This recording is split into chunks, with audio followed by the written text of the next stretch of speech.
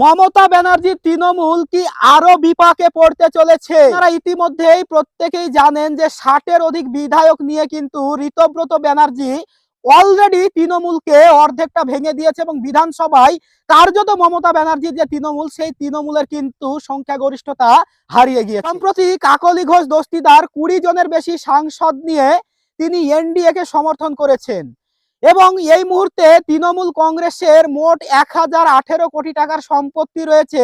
তাহলে সেই সম্পত্তি কি অরিজিনাল তৃণমূল, অর্থাৎ এতদিন যে মমতা ব্যানার্জি তৃণমূল ছিল সেই তৃণমূলের হাত থেকে সেই সম্পত্তি কি হাতছাড়া হয়ে যেতে চলেছে?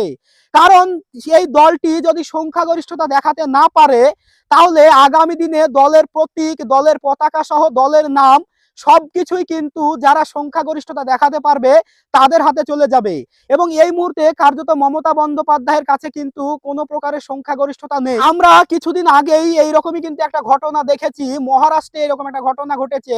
ন্যাশনালিস্ট কংগ্রেস পার্টি অর্থাৎ এনসিপি, শরদ পাওয়ার যে দলটির মূল ছিলেন সেই দলটি ভেঙে কিন্তু অজিত পাওয়ার একটি দল গঠন করে এবং পরবর্তীতে সমস্ত ক্ষমতা কিন্তু অজিত পাওয়ারের হাতে চলে যায়। তো এই রকমটি যদি হয় এবং আদালতে যদি এই মামলা গড়ায় তাহলে কিন্তু আগামীতে এই সমস্ত সম্পত্তি সহ ব্যাংক অ্যাকাউন্ট ফ্রিজ করে রাখা হবে এবং পরবর্তীতে এই মামলার যে রায় হবে এবং যারা সংখ্যাগরিষ্ঠতা দেখাতে পারবে তাদের হাতেই কিন্তু এই সম্পত্তির পরিমাণটা চলে যাবে।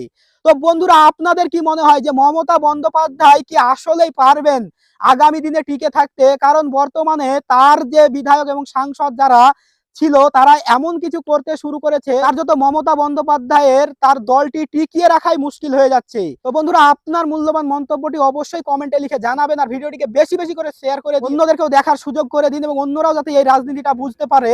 আর এইরকমই আরো ইনফরমেটিভ ভিডিও পেতে অবশ্যই আমাকে ফলো করে রাখবেন।